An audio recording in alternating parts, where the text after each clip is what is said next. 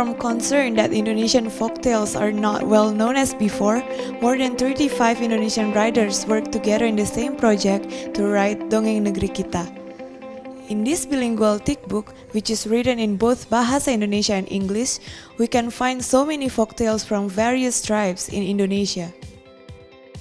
Jadi penerbitan buku Dongeng Negeri Kita ini itu dilatar belakangi oleh keprihatinan kami terhadap nasib dongeng-dongeng Indonesia yang nampaknya sekarang ini sudah jarang sekali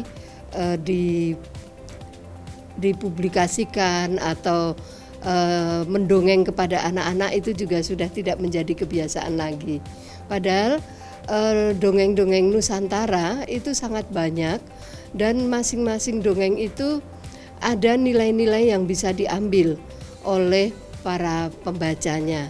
Oleh karena itu kami kemudian berpikir untuk menerbitkan buku Dongeng Negeri Kita ini supaya dongeng-dongeng yang ada di Nusantara ini tidak hilang begitu saja, tetapi ada buku yang bisa dibaca kembali dan orang-orang sekarang bisa mengenal lagi dongeng yang merupakan kekayaan budaya bangsa Indonesia. Each tales in Dongeng Negeri Kita were chosen to represent its own tribe character. This made this book unique and attractive to English speakers to learn and gain knowledge from Indonesian folktales. Buku Dongeng Negeri Kita ini ditulis oleh setiap penulis dari daerah asalnya. Kami menghubungi mereka yang ada di Papua, yang ada di Sumatera, Kalimantan dan sebagainya. Masing-masing mengumpulkan satu dongeng. Kemudian kami pilih yang mana yang kelihatannya mempresentasikan daerah tersebut. Lalu setelah itu kami juga kemudian mengedit kalau ada kesalahan bahasa, kesalahan ejaan dan lain sebagainya.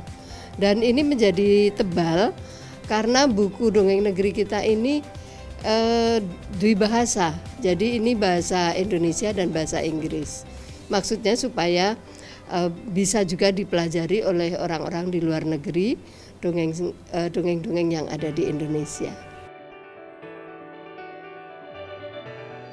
Kira-kira 6 bulan ya, 6 bulan.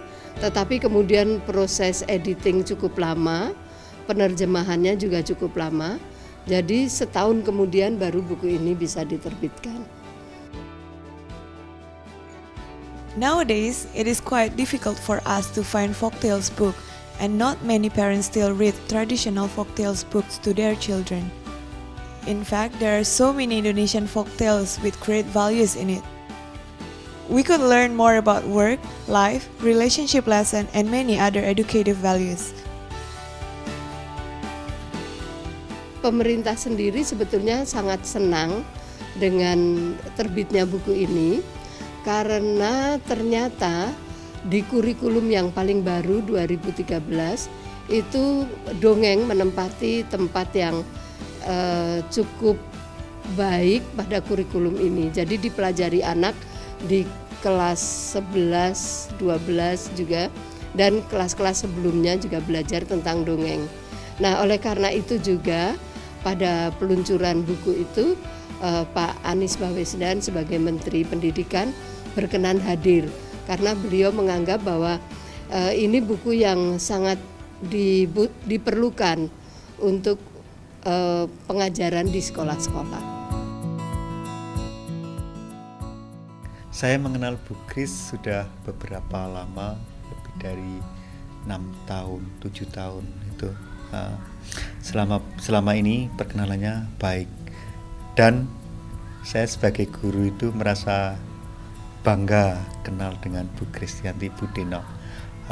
Selain sebagai kolega mengajar, tetapi ada nilai plus yang dimiliki oleh Budino.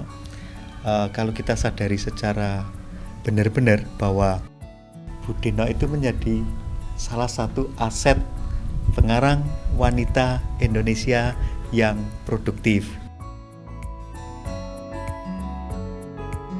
Kalau kita baca karya-karya puisi Budino atau cerpen Budino, itu puisinya puisi yang matang. Saya menyebutnya puisi yang matang. Cerpennya juga cerpen yang matang. Menjadi aset Pelita Harapan memiliki guru seperti Bu Dina. Sebenarnya kalau kita mau melihat keluar, di luar, Bu Dina mungkin lebih dinilai, diapresiasi lebih sebagai wanita pengarang Indonesia, salah satu pengarang wanita Indonesia yang berbobot. Nah, dalam kaitan ini saya pikir Pelita Harapan cukup merasa bangga ya punya Bu Dina. Inspirasi terbesar saya untuk mencintai sastra itu awalnya justru datang dari kakak saya. Karena kakak saya itu selalu membeli buku-buku sastra, baik buku sastra Indonesia maupun sastra dari luar, dan saya ikut membaca. Ya, lalu itu didiskusikan dengan kakak saya, tentu dengan bahasa yang sangat ringan karena saya masih kecil ya. Tapi itu kemudian membuat saya menjadi tertarik pada sastra. Tunggu, sebentar lagi. Jam berapakah ini menurut waktumu? Dalam hitunganku, semestinya malam belum lagi tiba, tapi gelap merebak ke penjuru kota. Kau tahu, sedang kusiapkan bekal untuk berangkat. Tapi tanpa cahayamu, mana bisa aku melihat? Ingin ku persembahkan wajahku, tapi hanya kutemukan sebentuk topeng. Ingin ku hadiahkan hatiku, tapi hanya sebongkah batu. Ingin ku tunjukkan hasil tanganku, tapi keranjang masih hampa. Mestikah aku berangkat juga, karena lonceng bergema 12 kali? Tunggulah sebentar. Ku cari dulu yang memang wajahku. Tunggulah sebentar sampai ku jelmakan cinta di keras hatiku. Tunggulah sebentar. Hei, masihkah kau sabar?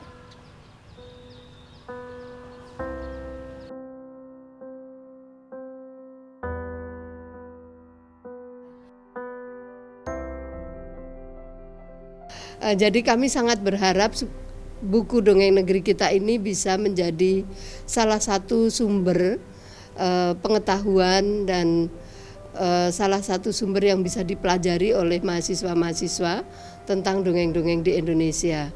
Nah, dari nanti orang-orang yang mempelajari buku ini diharapkan itu bisa lebih menyebar lagi sehingga dongeng-dongeng di Indonesia diminati kembali oleh anak-anak di negeri Indonesia ini.